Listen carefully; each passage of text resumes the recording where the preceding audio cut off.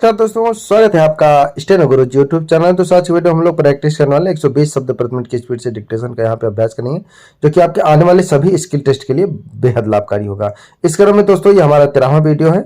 इससे पहले हमने 12 वीडियो अपलोड किया। अगर आपने नहीं देखा तो आप हमारे प्ले लिस्ट में जाएंगे, वहाँ पे क्रम वाइज आपको वीडियो मिल जाएगा। वीडियो पसंद आए तो वीडियो को लाइक कर देना। चैनल पर पहली बार आए तो सब्सक्राइब करके नोटिफिकेशन बेल आ रखना, जिससे इंपॉर्टेंट वीडियो आपसे मिस ना हो। तो ज्यादा समय न लेते हुए चलिए स्टार्ट करते। रेडी, 5 सेकेंड, 120 की स्पीड में होगा, सभी लोग प्रैक्टिस करेंगे। स्टार्ट। उपाध्यक्ष महोदय, बजट पर जो चर्चा चल रही है उसमें भाग लेते हुए मैं भी अपने विचार सदन के सामने प्रस्तुत करना चाहता हूं। इस पर विचार करते समय दो स्थितियों को हमें दृष्टि में रखना होगा।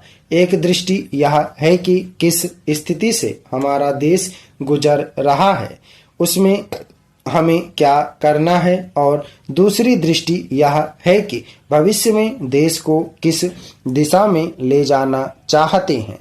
जब तक इन दोनों दृष्टिकोणों को सामने रखते हुए इस बजट को नहीं जांचेंगे, तब तक हम यह निर्णय नहीं कर पाएंगे कि यह जो बजट हमारे सामने रखा गया है वह देश की दृष्टि से उचित बजट है या नहीं। जब मैं इस समय की स्थिति को देखता हूं तो मेरे सामने देश की संकटकालीन स्थिति आ जाती है। किस तरह से चीन और पाकिस्तान की तरफ से हमको खतरा है, किस तरह से वे देश पर हमला करना चाहते हैं और किस तरह से हमारी आपसी एकता को मिटाकर हमको लड़ाकर देश में देशद्रोह फैलाना चाहते हैं। इसके साथ ही साथ जब मैं पिछले बजट को सामने रखता हूं तो मुझे यह कहना पड़ता है कि आज का बजट चाहे जिस स्थिति में भी रखा गया हो, बहुत सुंदर बजट है। एक ईमानदार कोशिश हमारे वित्त मंत्री महोदय ने इस बजट को तैयार करते समय की है, लेकिन एक राजनीतिज्ञ की दृष्टि से जब मैं देश के भविष्य की ओर देखता हूं तो मुझे यह कहने में कोई संकोच नहीं होता है कि कोई विशेष समाधान इस बजट से नहीं निकलता। मैं जिस पार्टी से संबंध रखता हूं उसका जो उद्देश्य है उसको सामने रखते हुए मैं यह कह सकता हूं कि जो हमारे सामने आदर्श हैं वे सब आज ही पूरे नहीं हो सकते। हमारे वित्त मंत्री या हमारी सरकार आज ही सब कुछ नहीं कर सकती या स्वर्ग लाकर हमारे सामने खड़ा नहीं कर सकती, लेकिन फिर भी यह मैं अवश्य देखना चाहता हूं कि हमारा देश आगे बढ़ रहा है या नहीं। जिस दिशा में हम आगे नहीं बढ़ रहे हैं उसे देखकर मुझे निराशा अवश्य होती है। जो प्रस्ताव कांग्रेस अधिवेशन में पास हुआ उसके मूलभूत विचार मैं आपके सामने रखना चाहता हूं। वहां हमने यह निश्चय किया था कि वर्तमान पंचवर्षीय योजना खत्म होने तक देश की जनता की जरूरत की चीजें पूरी कर दी जाएंगी। उपाध्यक्ष महोदय, उसमें हमने साफ साफ कहा था कि जो गरीब वर्ग है, जिसकी गरीबी के बारे में सभी जानते हैं, उसको देश की आमदनी का जो औसत है वह अवश्य ही मिल जाएगा और इस दिशा में हमारा प्रयत्न जारी रहे। हमारा जो बजट है उसको जब तक अपनी आर्थिक व्यवस्था या अपने विचारों के अनुसार नहीं आंकेंगे तब तक उस ध्येय की पूर्ति नहीं हो सकती। यदि इस दृष्टि से अपने बजट को देखते हैं तो हम इसे न अधिक और न कम नंबर दे सकते हैं। मेरी प्रार्थना यह है कि सरकारी या सरकार जिन संस्थाओं को सहयोग देती है उन्हें आदेश दिया जाए कि वे देश की उन्नति का विचार करें, परंतु खाने की पुष्टि देकर नहीं। यह कार्य शीघ्र से शीघ्र होना चाहिए। इसका कारण यह है कि उच्च श्रेणी आम जनता का आदर्श होती है और जो कुछ उच्च श्रेणी के लोग करते हैं उसकी नकल कनिष्ठ श्रेणी के लोग करते हैं। इसलिए यह काम पहले उच्च श्रेणी पर हो जाए तो आम जनता पर उसका प्रभाव अवश्य गहरा पड़ेगा। सप्ताह में 2 बार भोजन छोड़ने का जो मेरा सुझाव है, इससे न केवल अनाज वरन ईंधन तेल कोयला आदि सब की बचत होगी।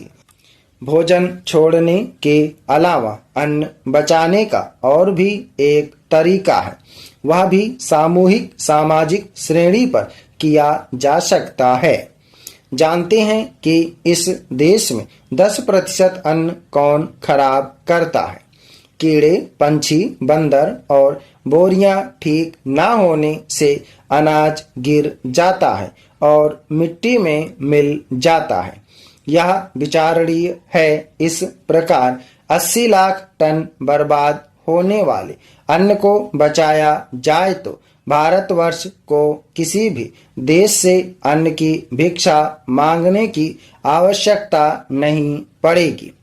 श्रीमन, यह अपराध कबूतरों बंदरों कीड़ों आदि का नहीं है, यह अवश्य ही हमारा अपराध है।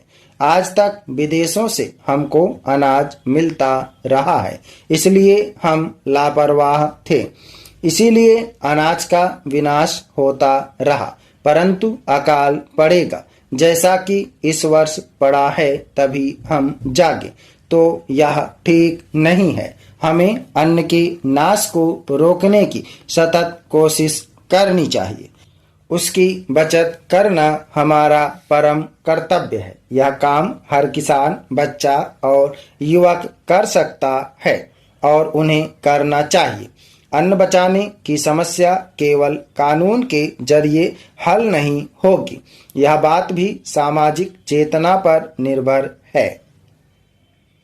अध्यक्ष महोदय, मैं निवेदन करना चाहता हूं कि सरकार को यह निश्चय करना चाहिए कि इस बिल का सही उपयोग किया जाएगा। पुलिस को डाक द्वारा मत देने का अधिकार दिया जा रहा है, वह सही है। वह अधिकार इससे पहले ही दिया जाना चाहिए था, लेकिन आजकल चुनावों में जो गड़बड़ी होती है उसको दूर करने के लिए सरकार को मूल अधिनियम में संशोधन करना चाहिए।